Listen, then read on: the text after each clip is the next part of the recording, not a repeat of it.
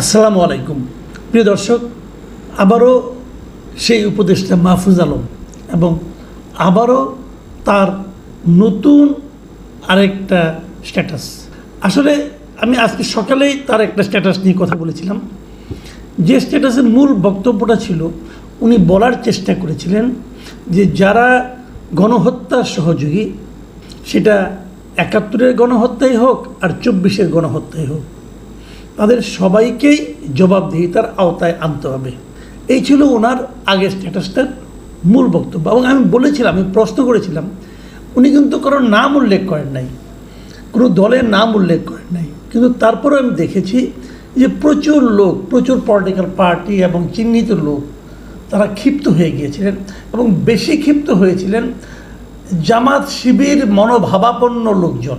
একটা গ্রুপ আছে সোশ্যাল মিডিয়ায়, আপনারা দেখবেন যে কোনো কিছু আপনি যদি আপনার কোনো বক্তব্য যদি জামাত শিবিরের বিরুদ্ধে যায়, তাহলে তারা হামলে পড়ে। এবং হামলে পড়ার সময় এদের, আমি একটা জিনিস বুঝতেই পারি না, জামাতে ইসলামী একটা ইসলাম, তার দলের নামের মধ্যে তো একটা ইসলাম শব্দটা আছে, তো এদের যারা সমর্থক তাদের ভাষা এত অশ্লীল হয় কী করে? এটা আমার কাছে না ক্লিয়ার না। মাঝে মাঝে হয়তো জামাত ইসলাম বলবে যে না, ওরা আমাদের সমর্থক না, অথবা ওদের আমরা দায়িত্ব নিতে চাই না, হয়তো বলবে। কিন্তু যদি তাও হয়, তবু আমি বলবো যে সমস্ত যারা নাকি অশ্লীল ভাষা প্রয়োগ করেন, তাদেরকে আপনাদের যখন তারা আপনাদেরকে সমর্থন করে, অথবা তখন যারা আপনাদের সঙ্গে জিন্দাবাদ বলে, তখন আপনাদেরও বোঝা উচিত, এদের দায়িত্বটা নেওয়া উচিত, আপনাদের এদের বোঝানো উচিত যে অশ্লীলতা, তোমাদের অশ্লীলতার কারণে দল হিসেবে আমাদের বদনাম হয়। এবং ভয়ঙ্কর ভয়ঙ্কর শব্দ তারা ইউজ করে, ভয়ঙ্কর ভয়ঙ্কর কর্মকাণ্ড তারা করে, এক একটা অদ্ভুত অদ্ভুত নাম দিয়ে তারা আসে। আমার নিজের চ্যানেলেও কিন্তু এদের অনেক রকম আমি কমেন্ট পাই, এবং আমি সেই কমেন্টগুলোতে আবার চেক করে দেখার চেষ্টা করছি কমেন্টগুলো কারা। তাদের ম্যাক্সিমাম কমেন্টে আপনার ফেসবুক যে অ্যাকাউন্টগুলো আছে, ম্যাক্সিমাম অ্যাকাউন্টগুলি ব্লক করা থাকে, এবং যা দু একজনকে পাই তাদের মাঝখানে একটু ঘাটাঘাটি করলে কিন্তু আপনি বুঝতে পারবেন যে কোন ধরনের লোক তারা, কোন ধরনের চিন্তা তাদের মধ্যে কাজ করে, কারা তাদের এখানে ভিড় জমায়, এগুলো কিন্তু বোঝা যায়। তো সেগুলো বুঝেও আমি মোটামুটি একটা ধারণা পেতে শুরু করেছি। যাই হোক, সেগুলি বিষয় না, আমি যে বিষয়টা নিয়ে কথা বলছি, মাহফুজ আলমের কালকের ওই স্ট্যাটাসটার পর এবং ওখানে যে সমস্ত কমেন্ট ছিল, আমি দু একটা কমেন্ট আপনাদের, ভদ্র দু একটা কমেন্ট আপনাদের কালকে পড়ে শুনিয়েছিলাম। অভদ্রগুলি তো পড়া যায় না, এগুলি যারা লিখেন তারাই আনন্দ পান, আর কেউ আনন্দ পান কিনা আমি জানি না। তো অশ্লীল অনেক গালাগালিও কিন্তু ছিল, এবং তার আপনার জীবনের প্রতি হুমকিও দেওয়া হয়েছিল, কয়েকজন দিয়েছিলেন এরকম, তাকে দেখে নেবেন। আরেকটা কথা তো আমি বলেছিলাম যে একটা ভিডিও পেয়েছিলাম ঢাকা ইউনিভার্সিটির নাকি, সেটা আমি জানি না, একটা ইয়াং ছেলে চিৎকার করে করে যেভাবে চোখ মুখ রাঙিয়ে, চোখ মুখ ভেঙচিয়ে যেভাবে মাহফুজ আলমকে থ্রেট করছিলেন, ওটা দেখলে আমি হতবাক হয়ে গিয়েছিলাম। যাও, সেটা অন্য হিসাব। আজকে সকালে যে কাজটা হয়েছে, আজকে সকালে মাহফুজ আলম হয়তো একটু উত্তেজিত হয়ে গিয়েছিলেন, হয়তো তাকে কেউ দেখিয়েছেন ওই আগের ওনার কমেন্টগুলো, ওনাকে নিয়ে যে কমেন্টগুলো হয়েছে, এর মধ্যে একটা ঘটনাও ঘটেছে। এটা একটা বড় ঘটনা। সেই ঘটনা হলো, কেউ একজন, আমি আর ওই সমস্ত আলোচনার নাম দিকে যাচ্ছি না, কেউ একটা গ্রুপ, তারা একটা গরু কিনেছে, সেই গরু কিনে গরুর নাম দিয়েছে মাহফুজ, নাম দিয়ে ওটাকে আবার জবাই করেছে। তো এই যে বিষয়গুলো, অশ্লীলতার কোন পর্যায়ে পৌঁছতে পারে, যারা এগুলো করে তারা কি সুস্থ মানসিকতার মানুষ? তাদেরকে আপনি কী বলবেন? তারা এটা কেন বোঝে না যে অস্থিরতা আরেকটা অস্থিরতার জন্ম দেয়? আপনি যদি একজন লোককে কন্টিনিউয়াস ইরিটেট করতে থাকেন, সেও তো একসময় এই ধরনের চিন্তাই করবে, অথবা এই ধরনের প্রত্যাঘাত করারও চিন্তা করতে পারে। সেটা লাভটা কী হবে? হয়তো আপনি জিতবেন, নয়তো সে জিতবে, কিন্তু আলটিমেটলি লাভটা কি? দুজনেই তো ক্ষতি হলো। আমরা একসঙ্গে এক জাতি হিসেবে কেন বেড়ে উঠবো না? যাই হোক, আমি মূল পয়েন্টে আসি। মূল পয়েন্টটা হলো, মাহফুজ আলম আজকে সকালে এটা নিয়ে একটা পাল্টা একটা স্ট্যাটাস দিয়েছেন। সেখানে উনি লিখেছেন যে আমাকে নিয়ে নোংরামি করতেছ, ঝামেলা নাই, ফ্যামিলি টাইনও না, যুদ্ধ অপরাধের সহযোগী রাজাকারেরা, এটা লাস্ট ওয়ার্নিং। আর যে চুপা শিবিররা এ সরকারে পদ বাগাইছ আর বিভিন্ন সুশীল ব্যানার খুলে পাকিস্তান পন্থা জারি রাখছ, তোমরা তোমাদের পূর্বপুরুষ রাজাকার আর দালালদের তুলনায় আরও অধিক ভুগবা। যারা বিতর্কের এবং গালাগালির লিমিট জানে না তাদের আমি সহনাগরিক মনে করি না। পাকিস্তানপন্থীরা যেখানেই থাকবে সেখানে আঘাত করা হবে, আমৃত্যু। এই হলো তার আজকে স্ট্যাটাস। বুঝতেই পারছেন, ভাষা শুনেই বুঝতে পারছেন যে সে উত্তেজিত হয়ে গিয়েছিল।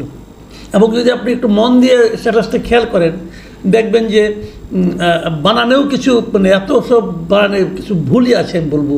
যেমন কোর্স থেকে করেছেন ক র ছয়কার ছে না লিখে লিখতেন দৈত্য ছয়কার সে, এরকম অনেক বানানটা অনেক ভুল আছে। এটা হলো রেগে গেলে যে জিনিসটা হয়, কন্ট্রোল থাকে না। উনি রেগে গিয়েছিলেন, রেগে গিয়ে এরকম একটা স্ট্যাটাস। এবং ইন্টারেস্টিং হলো স্ট্যাটাসটা দেওয়ার পরে কয়েক মিনিটের মধ্যেই উনি এবার এটা তুলে নিয়েছেন। কয়েক মিনিট, 4-5 মিনিট হতে পারে। কিন্তু এরই মধ্যে যারা আগ্রহী লোক, কৌতূহলী লোক, তারা তো স্ক্রিনশট নিয়ে নিছে। সেই জন্য স্ক্রিনশট এখন আবার ফেসবুকে ঘুরে ঘুরে বেড়াচ্ছে।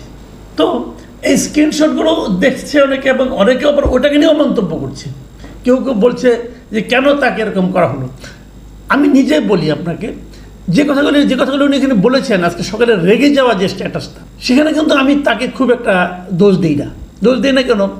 যদি কন্টিনিউয়াস কেউ তাকে নিয়ে অন্যায্য নোংরামি কথা বলতে থাকে, নোংরামি কোনো ন্যায্যতা হয় না।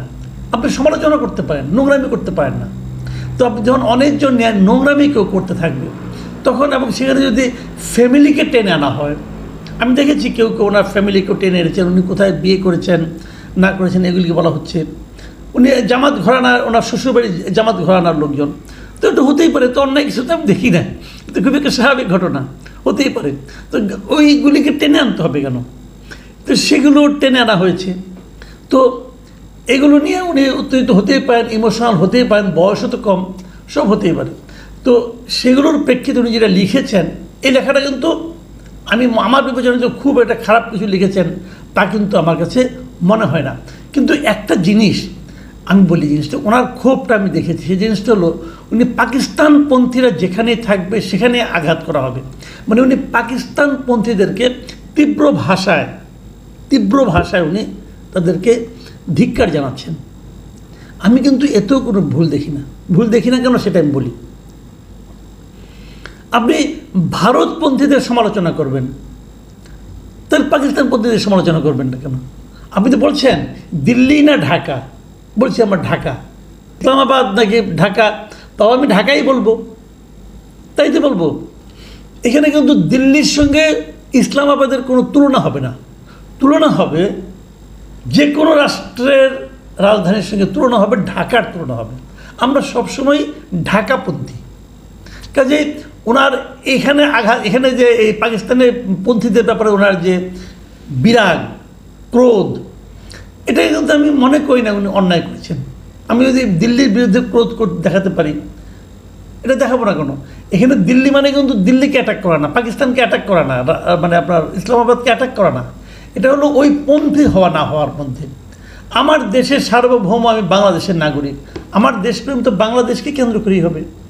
কিন্তু এখানে অন্যায় যে খুব একটা আছে তা না। কিন্তু আবার আরেকটা জিনিস আমি দেখলাম, আরেকজন সোশ্যাল মিডিয়ার খুব ইনফ্লুয়েন্সিং একটা ব্যক্তি, সিরিয়াল মিস্টার জুলকারনাইন শায়ের, তিনি আবার এই মাহফুজ আলমের এই বক্তব্যটা নিয়ে একটা স্ট্যাটাস দিয়েছেন। তিনি লিখেছেন, আমি ওটাও একটু পড়ি, যে আজ সকালে উপদেষ্টা মাহফুজ আলম সম্ভবত ক্ষোভের বশেই একটা পোস্ট করেছিলেন, পরে হয়তো নিজ ভুল বুঝতে পারে সেটা ডিলিটও করে দেয়। মাহফুজের সাথে আমার কখনো কথা হয়নি, পরিচয়ও নেই। মাহফুজের বিভিন্ন পোস্ট এবং বক্তব্য আমার আপনার পছন্দ না হতে পারে, কিন্তু সে কারণে একটা গরুকে মাহফুজের নাম দিয়ে সেটা জবাই করে উল্লাস, প্রচণ্ড কুৎসিত অসুস্থ একটা আয়োজন। মাহফুজের মধ্যে লিডারশিপ কোয়ালিটি যদি না থাকতো তাহলে ছেলেটা এত দূর আসতো না। এই ঘটনার নিন্দা জানাই। এই জুলকারনাইন শায়ের যে বক্তব্যটা, এটা আমি পড়লাম এ কারণে যে কোনো সেন্সেবল লোকেরাই কিন্তু এই ধরনের একটা রিয়াকশান হবে। আমি আরও এরকম অনেক রিয়াকশন আছে, সেগুলো পড়তে পারতাম, কিন্তু সবগুলোর মাঝখান থেকে আমি একটাই পড়লাম, যেহেতু উনি নিজেও একটা পাবলিক ফিগার। তবে ওনার একটা জিনিস আমি বলি, এই যে লিখেছেন যে পরে হয়তো নিজের ভুল বুঝতে পেরে সেটা ডিলিট করে দিয়েছেন, এই জায়গাটা নিয়ে না আমার একটু সন্দেহ আছে। সন্দেহ হলো এখানে আমি তো কোনো ভুলই দেখি না। যে কারণে ডিলিট করেছেন সেটা আমি কিছুটা ধারণা করতে পারি। আমার ধারণাটা হলো হয়তো পারিবারিক চাপ অথবা আরও পানি ঘোলা না করার যে ইচ্ছা অথবা আরও মানে বিভেদ তৈরি সৃষ্টি না করার যে মানে আপনার আকাঙ্ক্ষা, হয়তো সে কারণে উনি ডিলিট করেছেন বলে আমার ধারণা। কাজেই ডিলিট করাটা অন্যায় না, উনি এটা ভুল বুঝতে পেরেছেন, এটা আমি আসলে মনে করি না। কারণ যে জিনিসটাকে আমি ভুলই মনে করি না, সেখানে ভুল বোঝার তো কোনো অবকাশ আছে, সেটাও আমার মনে হয় না। যাই হোক, এখন যে জিনিসটা আমি বলতে চাচ্ছি, এটাকে নিয়ে কিন্তু এরই মধ্যে অনেক অনেক নাটক হচ্ছে, অনেকে নানা রকম কথাবার্তা বলছে। তাহলে কি উপদেষ্টা পরিষদের মধ্যে এরকম একটা বিভেদ তৈরি হলো? কিন্তু আমি আবার আরেকটা জিনিসও খেয়াল করলাম যে আসিফ মাহমুদ সজীব ভুঁইয়াও কিন্তু প্রায় মানে মাহফুজের কাছাকাছি আরেকটা পোস্ট দিয়েছেন, সেখানেও সে কিন্তু এই পাকিস্তানপন্থীদের সমালোচনা করেছেন। কাজেই জিনিসটা একটু বুঝতে হবে কি এখানে একটা বড় রাজনৈতিক ইঙ্গিতও কিন্তু আছে। অনেকে মনে করছিলেন যে এই এনসিপি অথবা এই যে বৈষম্যবিরোধী ছাত্র আন্দোলন এটা বুঝি শিবির নির্ভর অথবা জামাত নির্ভর কোনো সংগঠন কিনা। তাহলে এমনও তো হতে পারে ওরা হয়তো শিবির জামাত নির্ভরের যে বদনাম সেখান থেকে বেরিয়ে আসতে চাচ্ছে। যদি সেটা হয় সেটাও খারাপ না, ভালো মন্দ আমি কোনোটাই মনে করি না। হতেই পারে, কেউ চাইতেই পারে যে আমরা অন্যের কেয়ারফে থাকবো না, আমরা আমাদের নিজস্ব সংগঠন গড়ে তুলব, এটা হতে পারে। কিন্তু মোদ্দা যে কথাটা, বেসিক যে কথাটা, সেটা হলো গণহত্যার জন্য অনুশোচনা বা ক্ষমা প্রার্থনা বা বিচার করা, সেই দাবিটা কিন্তু ভাই থাকবে। সেই দাবি, আপনি একটা দলকে বিচার করবেন 24-এর গণহত্যার জন্য, আরেকটা দলের জন্য কোনো বিচার হবে না 71-এর গণহত্যার জন্য, যে গণহত্যার মাত্রা 24-এর চেয়ে কয়েকশো গুণ বেশি ছিল। সেখানে ধর্ষণের মতো ঘটনা কিন্তু ঘটেছে। সেখানে সহযোগী শক্তিদের যারা ছিল, যারা এগুলো করে দিয়েছে, পাকিস্তানি বাহিনী দেশে কিছুই করতে পারতো না যদি রাজাকাররা তাদেরকে হেল্প না করতো।